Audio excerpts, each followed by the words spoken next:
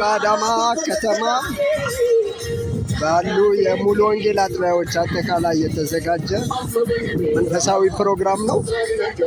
እነዚህ የምታያቸው መዘምራን ደግሞ በአዳማ ከተማ ያሉ 24ቱ አጥቢያዎች ውስጥ የሚያገለግሉ ከዛ የተወጣጡ መዘምራን ናቸው።